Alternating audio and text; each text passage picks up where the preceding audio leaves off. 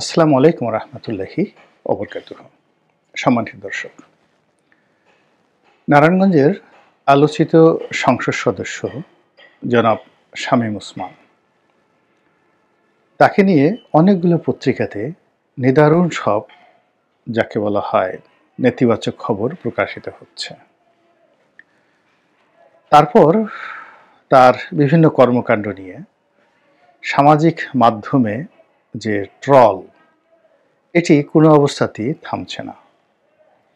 দেশের প্রথম শ্রেণীর কয়েকটি পত্রিকা তার দুর্নীতি নিয়ে, অনিয়ম নিয়ে এমনভাবে খবর তারা ছাপাচ্ছে, অবস্থা দৃষ্টে মনে হচ্ছে যে এই পুরো ওসমান পরিবার, অর্থাৎ শামীম ওসমান সাহেব, তারপর তার ভাই নাসিম ওসমান সাহেব যিনি মারা গেছেন, এবং অপর ভাই যিনি সংসদ সদস্য ছিলেন, তারা, তাদের স্ত্রী, পুত্র, সন্তান, তারপর তাদের পিতা, দাদা, মানে পুরো বংশটাই অ্যাকচুয়ালি একটা জেনেটিক্যালি খারাপ চোরের বংশ। এবং যেন তেন চোর নয়, যেন তেন চোর নয়, সে চোর হলো যে সন্তানকে নিয়ে যদি বাবা একত্রে চুরি করে, তাহলে বুঝতে পারেন যে বাপ বেটা একসাথে রাতে সিধেল চুরি করতে গিয়েছে। 2 নম্বর হলো যে স্ত্রীকে সঙ্গে নিয়ে চুরি করছে। স্বামী স্ত্রী দুজনই চোর, অর্থাৎ স্বামী হলো চোর আর স্ত্রী হলো চুরুনি। আমাদের যে সমাজের ব্যাড কালচার, সেটা হলো আমরা যখন কোনো মানুষকে ছোট করতে চাই, তখন দুটো কাজ করি। প্রথমত নিজেকে দিয়ে চিন্তা করি যে আমি আসলে কত খারাপ। মানে আমি যদি নিজে চুরি করতাম, তাহলে আমার স্ত্রীকে সঙ্গে করে নিতাম কিনা, আমার সন্তানকে সঙ্গে করে নিতাম কিনা, কিংবা আমার বাবা যদি জীবিত থাকতেন, সবাইকে নিয়ে আমরা একত্রে কলা, কচু, মুরগি, ডিম, সিধেল চুরি, এই জিনিসগুলো একসাথে করতাম কিনা, বা ডাকাতি হলে সদল বলে সপরিবারে ডাকাতি করতাম কিনা, এরকম একটা চিন্তা যদি আমার মধ্যে থাকে, ওটাই আমি যখনই সুযোগ পাই আমার প্রতিপক্ষকে আমি ওভাবেই ট্রিট করি। এটা হলো আমাদের সমাজের কিছু সাহিত্যিক, কিছু সাংবাদিক, কিছু বুদ্ধিজীবী, কিছু রাজনীতিবিদ, তারা যখন কোনো মানুষের চরিত্র হনন করতে চান, ক্যারেক্টার অ্যাসাসিনেশন যেটিকে বলা হয়, এর চাইতে পৃথিবীতে কবিরা গুনাহ আর কিছু নেই। কোনো মানুষের চরিত্র নিয়ে যখন আপনি খুব বাজে কথা বলবেন, এটি অনেক সময় হত্যা করার চাইতেও গুরুতর অপরাধ হিসেবে বিবেচিত হয়। বা আপনি সমাজে একটা ফেতনা তৈরি করলেন, একটা মিথ্যা অপবাদ ছড়িয়ে দিলেন, যেটার কারণে সংঘাত সংঘর্ষ শুরু হয়ে গেল। এই ফেতনা সৃষ্টিকারীরা বা এই অপবাদ প্রদানকারীরা একেবারে জাহান্নামের সর্বনিম্ন পর্যায়ে চলে যাবে। তো যেটা বলছিলাম যে আপনি আপনার ব্যক্তিগত যে অভিজ্ঞতা, চিন্তা চেতনা, মন এবং মানসিকতা থেকে যখন আপনি কাউকে ছোট করতে চাইবেন, তখন আপনি নিজের দিকে প্রথমত চাইবেন। দ্বিতীয়ত আপনি বিবেকহীন, বুদ্ধিহীন, অমানবিক, পশুত্বের পর্যায়ে যখন আপনার সবকিছু চলে যাবে, ক্রোধ এবং অন্যকে ক্ষতি করার যে আপনার মনোবৃত্তি, এটিকে পাশবিকতা বলা হয়। এই পর্যায়ে যখন চলে যাবে, তখন আপনি যে কোনো মানুষ সম্পর্কে যে কোনো কথা বলতে পারেন, লিখতে পারেন এবং ছোট করতে পারেন। এই দুটো কারণেই সাধারণত মানুষের সম্পর্কে মানুষ যখন মন্দ কথা বলে, ক্যারেক্টার অ্যাসাসিনেশন ঘটায়, তখন এরকম ঘটনা ঘটে থাকে। তা আমাদের দেশের একটা কালচার হলো, বিশেষ করে রাজনীতির অঙ্গনে, যখন যে বিপদে পড়ে, যে দল বা ব্যক্তি, আমরা তখন তাকে নিয়ে খুবই অশ্লীল, অশ্রাব্য ভাষায় কথা বলি। আপনি চিন্তা করুন, জনাব আল্লামা দেলোয়ার হোসেন সাঈদী, তিনি যখন কারারুদ্ধ ছিলেন, তখন তাকে হেয় করার জন্য তাকে দেলু রাজাকার, দেল্লা রাজাকার, অথবা তিনি ধর্ষণ করেছেন, ধর্ষণকারী, এই ধরনের কথাবার্তা যখন কোর্টে আলোচিত হতো, একটা সময় বিচারকদের মধ্যে এস কে সিনহার মতো মানুষ, যিনি একেবারে প্রো আওয়ামী লীগ, তারপরেও তিনি বলতে বাধ্য হয়েছিলেন যে অনুগ্রহ করে এই ধরনের কথা বলবেন না, তিনি একজন সম্মানিত মানুষ, এবং এটা পত্রিকায় এসেছিল। আবার আমরা রাজাকার, আলবদর, আশামস এই কথাগুলোকে হেয় করার জন্য রাজনৈতিক প্রতিপক্ষ জনাব গোলাম আজমের মতো লোক, আলী হাসান মুজাহিদির সাহেবের মতো লোক, কামরুজ্জামান সাহেবের মতো মানুষ, এরকম বড় বড় মানুষ যারা পলিটিক্যাল কারণে বাংলাদেশে বিরোধিতা করেছিলেন, এটা সত্য, কিন্তু তাদেরকে আমরা ছোট করার জন্য ধর্ষণকারী, লুটপাটকারী, আরও যত কিছু রকম যে কথাবার্তা আমরা যে জিনিসগুলো বলি, গালাগাল করি, এগুলো মূলত আমাদের ব্যক্তিগত হীনমন্যতা, অর্থাৎ আমার নিজের চরিত্রের মধ্যে, রক্তের মধ্যে এই জিনিসগুলো আছে। অথবা দেখা যাচ্ছে যে এখানে আমি আসলে বাস্তব অবস্থার কারণে আর মানুষ নেই, নিজে পশুর পর্যায়ে চলে গিয়েছি, আমার বিবেক ভোতা হয়ে গেছে, বুদ্ধি ভোতা হয়ে গেছে, ফলে আমি যে কোনো মানুষকে, একটা হলো রক্তের মধ্যে আর একটা হলো অভ্যাসের মধ্যে, তা আমার অভ্যাসটা এমন হয়ে গেছে যে আমি আর এখন ওই পর্যায়ে নাই, আমি যে কোনো সম্মানিত মানুষকে অসম্মান করার মধ্যেই আনন্দ খুঁজে পাই। এখন এই অভ্যাস আমাদের রাজনৈতিক অঙ্গনে রাজনীতিবিদদের আছে, যে যখন ক্ষমতায় যায় সে তখন সেই ধরনের নোংরা কথা বলে। আবার এই রাজনৈতিক দলের যারা লেজুর বৃত্তি করেন তাদের মধ্যেও সেই বিষয় রয়েছে। তো এখন আওয়ামী লীগের সকলের বিরুদ্ধে গণহারে তারা চোর, তারা ডাকাত, তারা গুন্ডা, তারা বদমাশ, তারা ধর্ষণকারী, তারা ক্যাসিনো মানে খেলে, জুয়া খেলে, টাকা পাচার করে, এই জিনিসগুলো যে যার মতো করে বলে যাচ্ছেন। দ্বিতীয়ত, এই রাজনৈতিক দলের যারা কর্তা ব্যক্তি বা সারা বাংলাদেশে আওয়ামী লীগকে যারা ধারণ করেন বংশ পরম্পরায়, তাদেরকে এই জনসম্মুখে হেয় করার জন্য মহাকালের যত নোংরা কথা আছে সেই নোংরা কথাগুলো আবার মানে নতুনভাবে এই 2025 সনে ব্যাপকভাবে প্রচার করা হচ্ছে। এতে যাদের চরিত্র হনন করা হচ্ছে তাদের কতটুকু ক্ষতি হবে আমি বলতে পারি না, তবে আমরা যারা এই কথাগুলো শুনছি কিংবা আমরা যারা বলছি, আলটিমেটলি আমাদের মনোজগতে এই বিষয়গুলো নিদারুণ নেতিবাচক প্রতিক্রিয়া তৈরি করবে, আমাদেরকে অসুস্থ বানিয়ে ফেলবে, আমাদেরকে সামাজিকভাবে আরও অসম্মানিত করে ফেলবে, এবং আমাদের ছেলে সন্তান, স্ত্রী পুত্র নিয়ে আমরা নিজেদের মধ্যে একটা পাশবিক পরিবেশ, একটা বন্য পরিবেশ আমরা তৈরি করে ফেলব। কথাগুলো বললাম এই কারণে যে বাংলাদেশে জনাব শামীম ওসমানকে নিয়ে এবং তার পরিবারকে নিয়ে অনেক অনেক বদনাম হয়েছে। এখন শামীম ওসমান মাস্তান, এতে কোনো সন্দেহ নেই, তিনি কোনো সাধু পুরুষ নন, সারাদিন তসবি টিপেন না, তিনি রাজনীতির প্রয়োজনে অস্ত্রবাজি করেছেন, গুন্ডামি করেছেন, তারপর প্রতিপক্ষকে হুমকি দিয়েছেন, ধামকি দিয়েছেন। তার যে বডি ল্যাঙ্গুয়েজ, এই বডি ল্যাঙ্গুয়েজটি আপনার পছন্দ নাও হতে পারে, কিন্তু তিনি যে বংশের ধারক, তার মধ্যে যে জেনেটিক ইঞ্জিনিয়ারিং রয়েছে, এটি আসলে চোরের পর্যায়ে পড়ে না।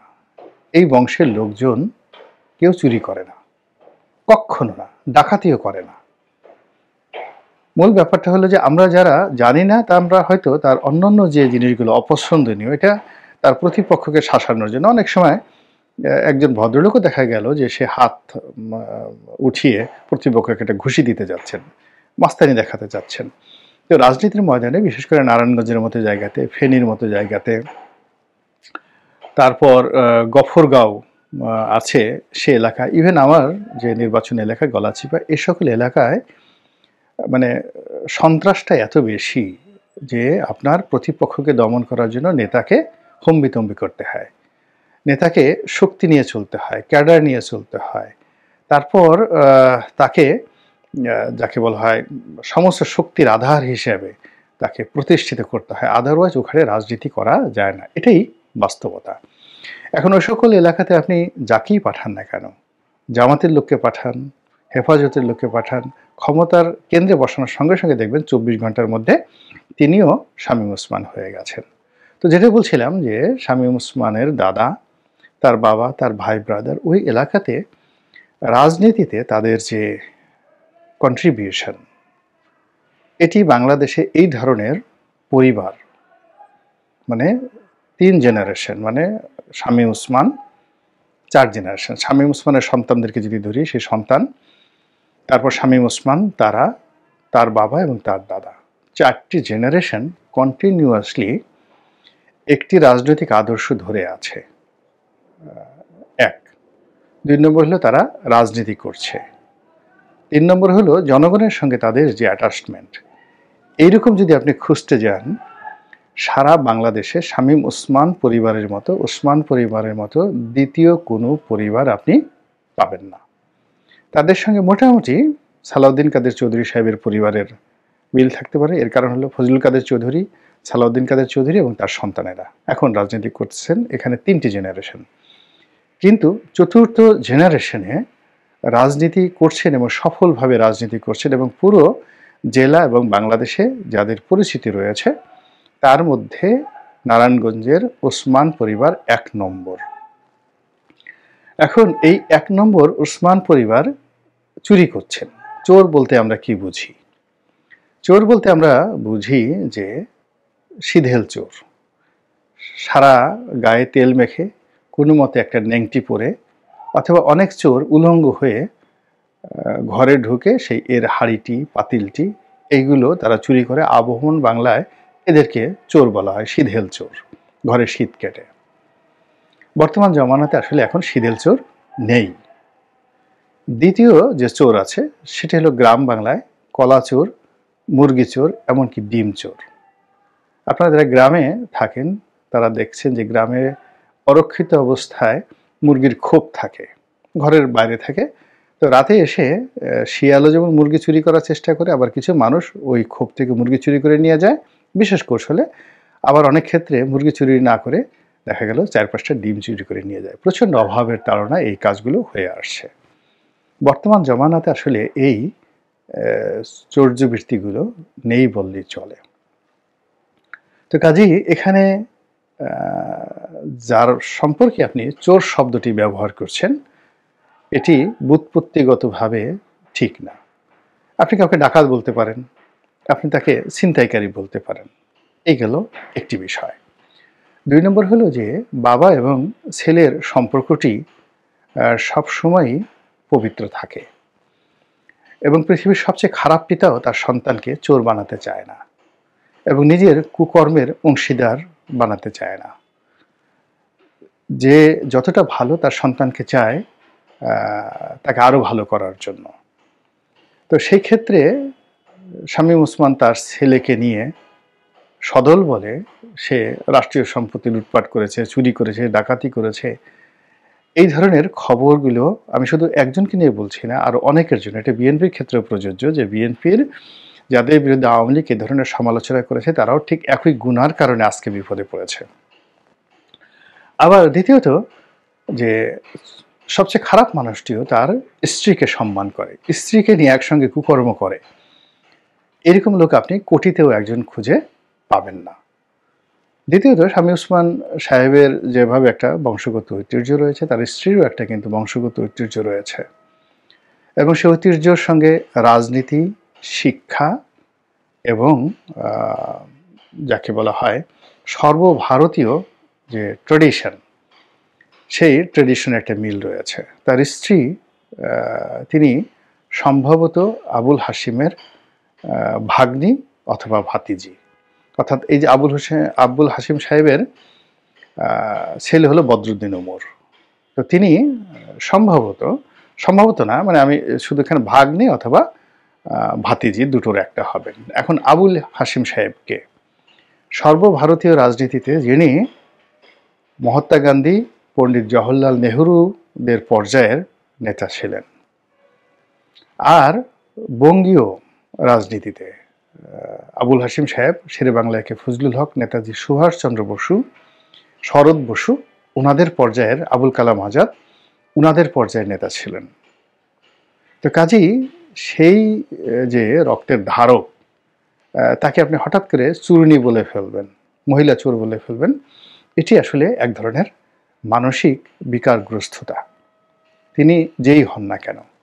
আমাদের এই সমাজে এখন ডিপলিটাইজেশন চলছে, বিরাজনীতিকরণ, অর্থাৎ রাজনীতিবিদদেরকে চোর, রাজনীতিবিদদেরকে চাঁদাবাজ, রাজনীতিবিদদেরকে জুলুম এবং জাহেল, এই কথাগুলো বিএনপির ক্ষেত্রে প্রযোজ্য হোক, আওয়ামী লীগের ক্ষেত্রে প্রযোজ্য হোক, কিংবা জামাতের ক্ষেত্রে প্রযোজ্য হোক, এই কথাগুলো ব্যবহার করার মাধ্যমে মূলত মানুষকে রাজনীতির ব্যাপারে নিরুৎসাহিত করা হচ্ছে।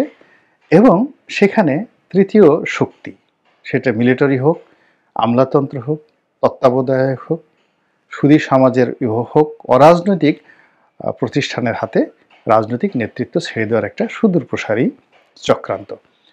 দ্বিতীয়ত, সমাজটিকে ধরে রাখে রাজনৈতিক নেতারা।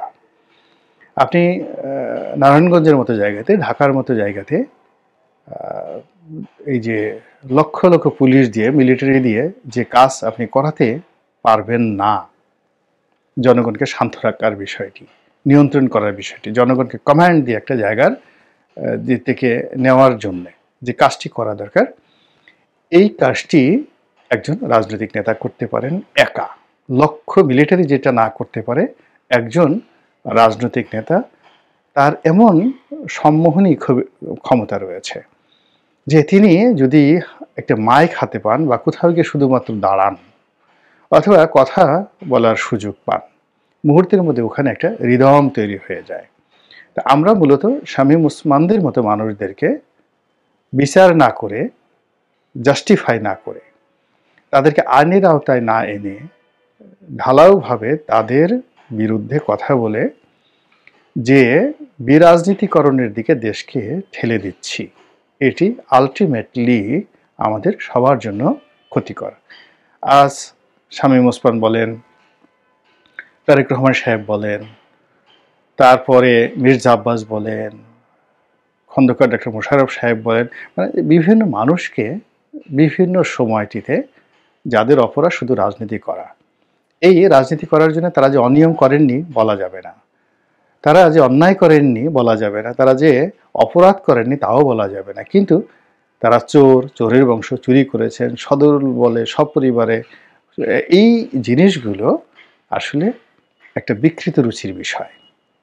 আল্লাহ আমাদের সবাইকে বিকৃত রুচি থেকে রক্ষা করুন এবং হেফাজত করুন। আসসালামু আলাইকুম রহমতুল্লাহি ওয়া বারাকাতুহু।